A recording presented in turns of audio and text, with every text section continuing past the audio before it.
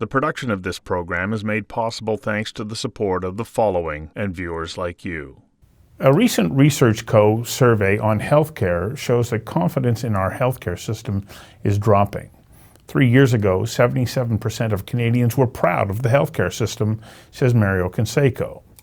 In 2022, he says the proportion dropped by 19 points to 58%.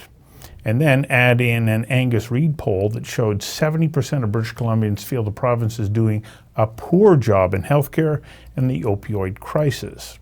Premier Horgan pointed the finger at Ottawa, saying the federal government must come to the table to address a lack of federal funding in healthcare across the country to protect and improve the services the people rely on. Well, Dr. Brian Day says we're doing an awful job of meeting the healthcare needs of Canadians.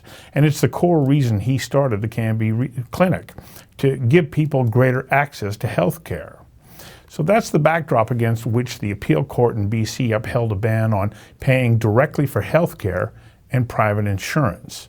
A 3-justice panel ruled in favor of the BC Medicare Protection Act, and the court rejected an argument that the public system fails to deliver timely, quality care.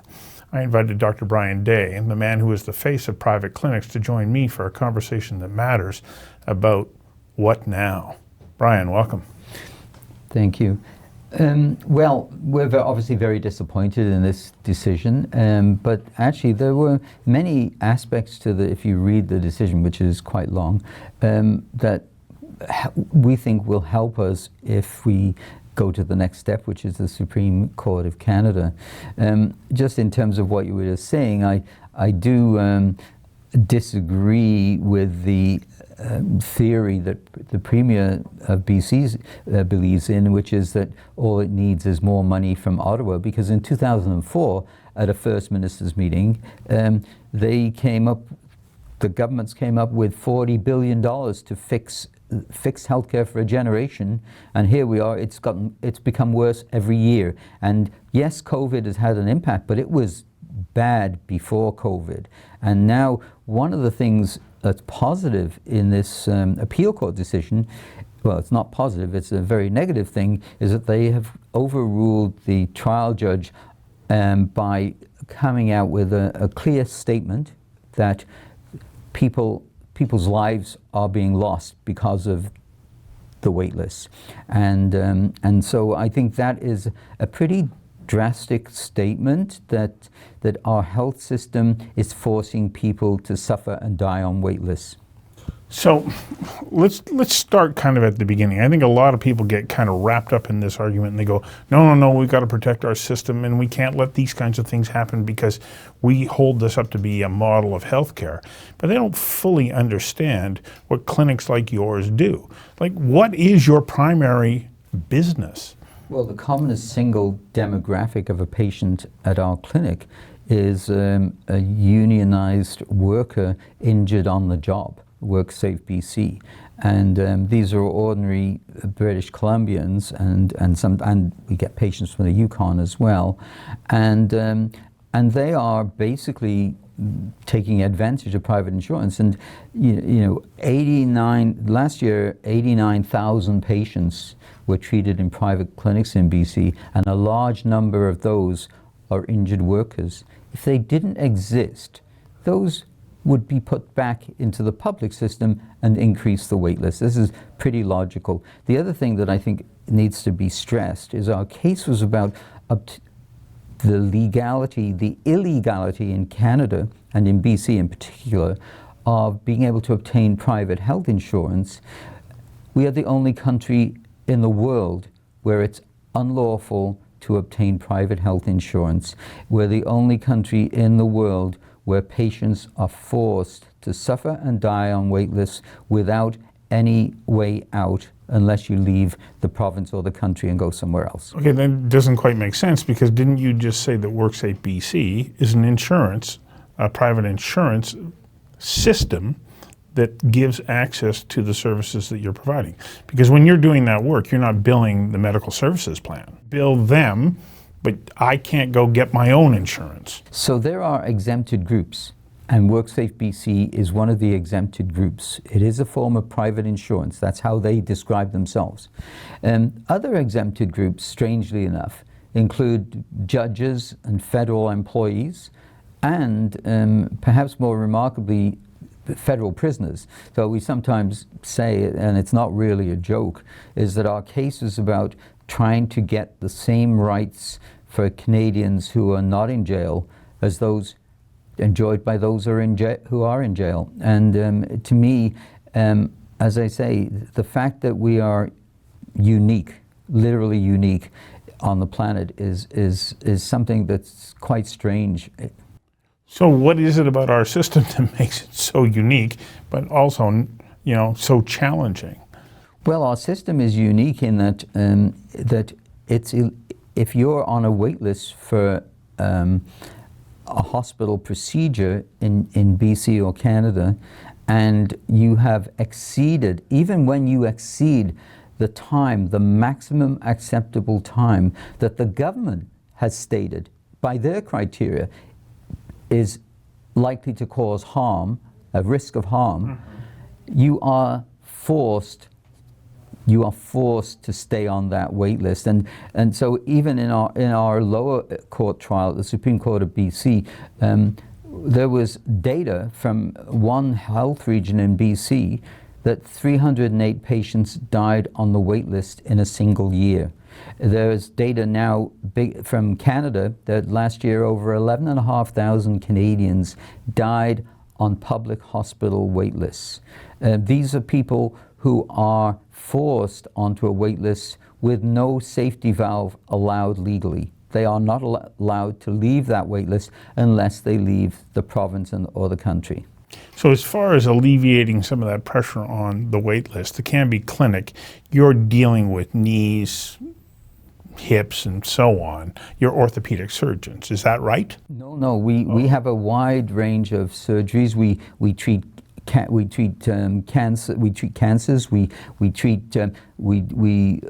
do investigations for breast cancers, biopsies. We do colonoscopies on patients who have been shown to have a risk of cancer. But that's what we were doing previously. But we're not allowed to do that now. So right now, patients awaiting a colonoscopy with what's called a positive fit test. In other words, they're at risk. There's a 1 in 40 chance that they have cancer of the colon. They are being forced to wait. Most of them are being forced to wait longer than is safe by the government's own guidelines, and they are now not permitted legally to access that biopsy and get treated by themselves, independently. They are forced to suffer and potentially die on the wait list. And you were providing that service? Yes. And now you're not? No, we're not, because we can't. But we could for a federal employee, like a judge or a senator or a minister of the Crown. So I've got to get you to hang on for a second while we take a quick commercial break. We'll be right back. The production of this program is made possible thanks to the support of the following and viewers like you. I know it doesn't make sense to you. It doesn't make sense to me.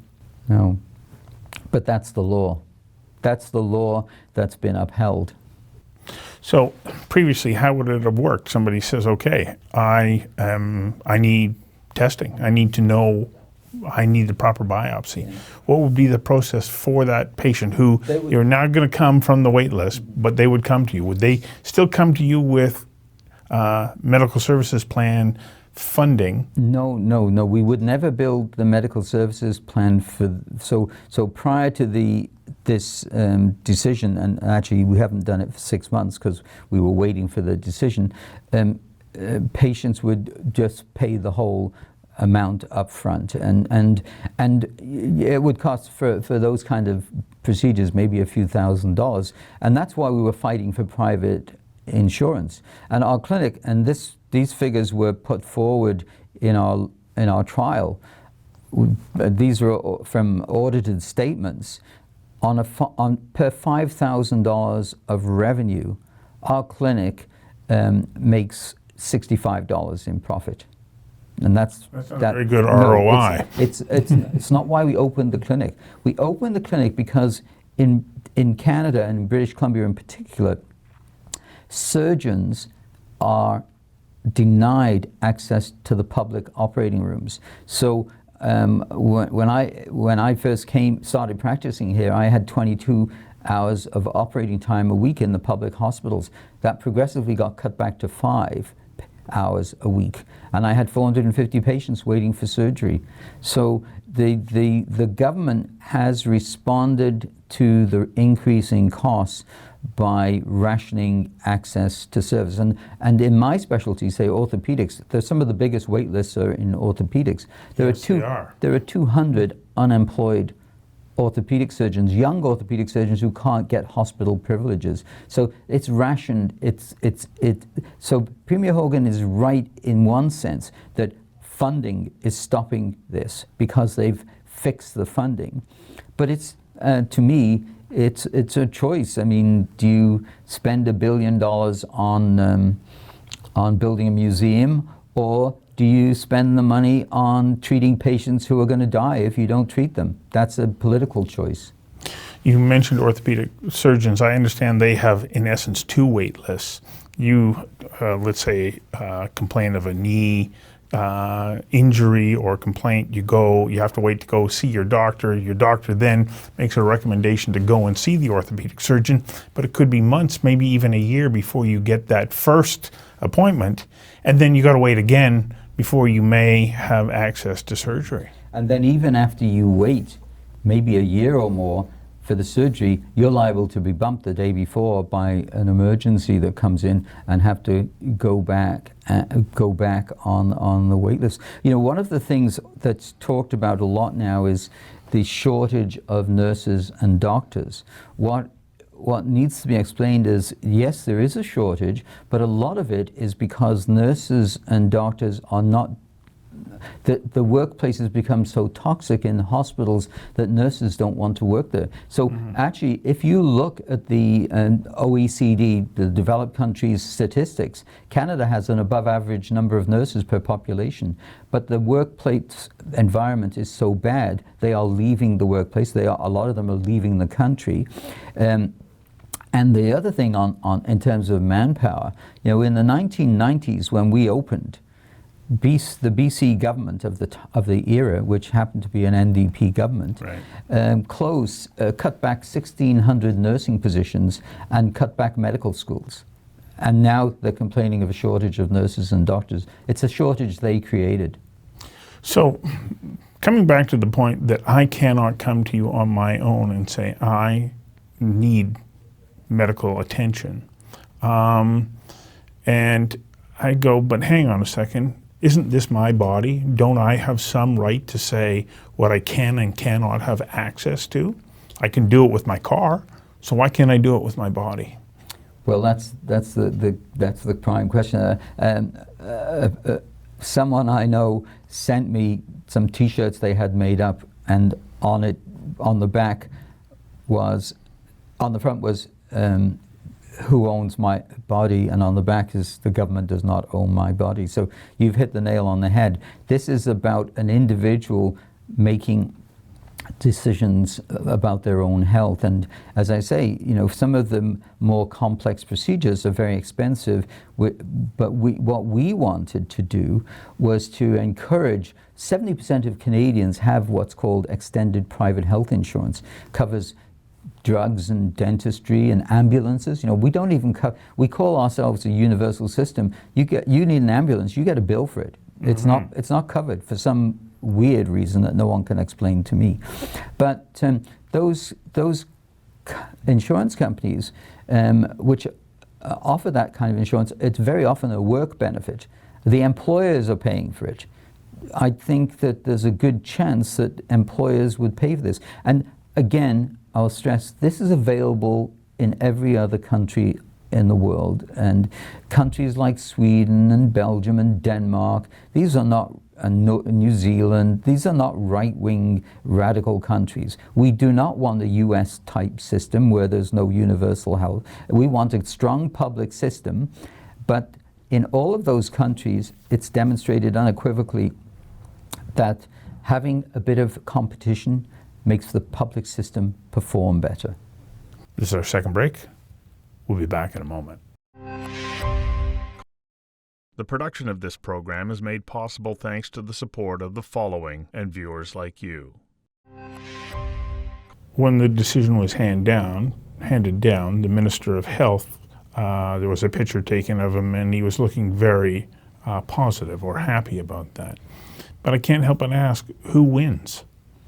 Well, patients lose, that's for sure. Patients lose. Those patients that the Supreme Court of Canada has said are suffering and dying on waitlists, that the Appeal Court of British Columbia has just agreed that these patients are dying. And they, I think if you read the decision, you would see they are not beaming about the health system. They are critical of the health system. It's just that they were ruling on law. Yeah, they were ruling on law, and basically what they say, this is a system that is in severe need of urgent attention, and the politicians are not doing it, and they need to. Okay, so we take a look at the Chihuly case in Quebec, which basically has confirmed exactly what you're talking about. In Quebec, if you believe that you're in a situation where you're waiting unduly, you have access to health care. Why can they do it in Quebec and we can't do it here in British Columbia? Well, you're saying that, as one might say, when the Supreme Court of Canada has ruled that it's a violation of the citizens of Quebec to ban their options to get private health insurance. We hope they will rule similarly, that this should not just apply to Quebec, because then you truly, if they ruled against us, then you truly do have a two-tier system, one for Quebecers and one for the rest of us. The other paradox that, next week I'll be operating on patients from Alberta and Manitoba and possibly Ontario, I'm not sure, at our clinic. That's all allowed. Okay. That's all okay. So this is discrimination against the province's own residents. And funnily enough, a few months ago, on the same day as I was operating on Albertans, there was a surgeon in Alberta operating on British Columbians. That's how dysfunctional and illogical this process is. Once you cross a provincial barrier, you're in, quotes, a different jurisdiction, and you're allowed to look after your own body. It's bizarre. So, does that mean, based on what we're talking about right now, you envision going to petitioning the Supreme Court of Canada to hear this case? Well, I think we're seriously considering it. The trouble is, we have a Charter of Rights and Freedoms, but you need millions of dollars to fight for those rights and freedoms. And an ordinary person, to me, it's a bit cynical, but what's the point of having a Charter of Rights and Freedoms if you need millions of dollars to fight for those rights for an ordinary citizen? We were fortunate that we've had a lot of donations and support, because we couldn't afford to do this, and if we couldn't afford to do it, how can a single individual whose rights are being violated fight for their rights? The answer is they cannot. I bumped into Chief Joe Alphonse of the Silcotin First Nation, and when they were taking their case to the Supreme Court, they were running out of money constantly. They had so many people who were telling them to give it up, but they didn't. And in sticking with it, they changed the law in the country. Not just in British Columbia, not just their case, but they changed the law in Canada. Do you have that kind of resolve to fight your way through that? Yes, and we're hoping to have some First Nations groups intervene on our side if we go to the Supreme Court of Canada.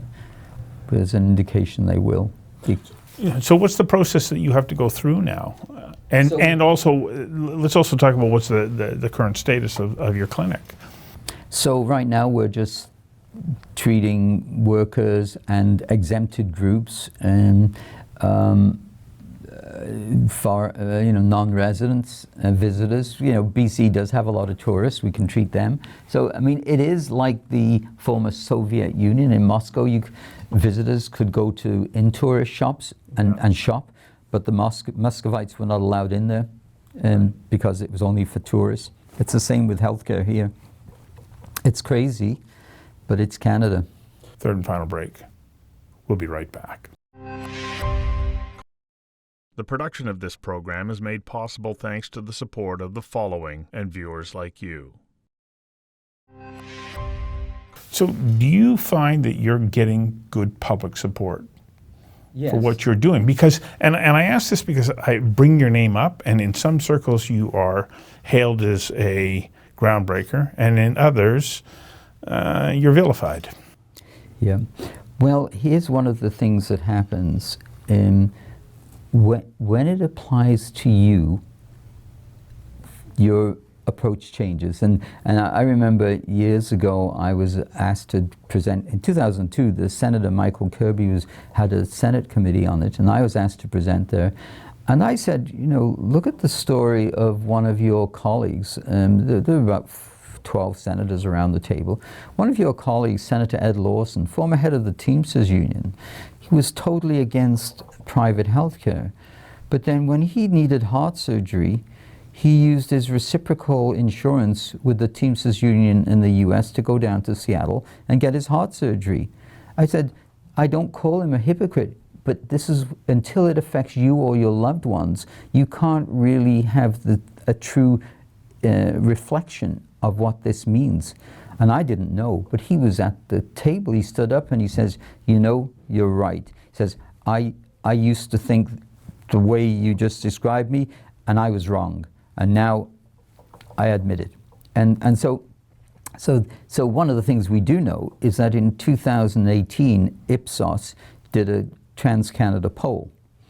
And across the country, 76% of the public, it was a poll on our trial, at the BC Supreme Court, 76% of the public wanted us to win this case, which is a pretty big majority. I mean, if I were standing for political office and got 76%, I'd be in pretty good shape, I think.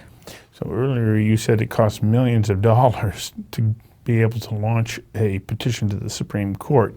You're going to need support from that 76% of people if you hope to go forward, because I don't think that you have those kinds of financial resources on your own. Well, no, but we think we think people are aware of this, and that as I said, and this isn't going to help me. Like, I'm at the end stage of my career right now, so this is not for me. This is for future generations. But our system is by every criteria you could imagine is going bankrupt. It needs more money. This year we're at 12.7% of GDP. In the 60s we were 6%, and it's gone up 1% or so every year.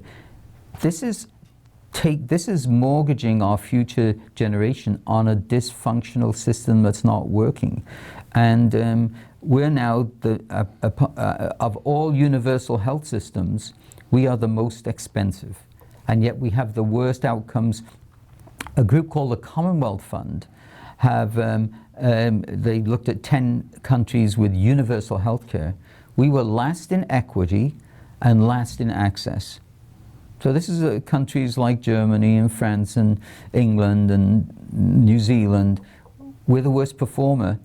Every one of those other countries, like every country in the world, none of them outlaw private competition for the public system in the way that we want. We want a universal public system that everyone can access, but we think they should be entitled to a safety valve if the public system is not providing the care that is needed. How long before you know whether or not you're going to petition the Supreme Court? We have to do it within the next few months. Mm-hmm. And you'll need support. Yes. Well, it's going to be a long and very challenging journey because, as you say, you're not doing it for your own direct benefit because you will have stopped, operating by the time that ever goes through the system. But I have 6 kids, so I want a good system for them. Well, and for hopefully all Canadians, because I think that what's so interesting is you're not advocating for an abolition of the system that we have, really just an enhancement, open it up in a way that can provide greater access. And there is no monopoly that is good for the person who's getting the service, none that I can think of, and healthcare is no exception. Well, thanks for coming in and sharing this with me. Thank you.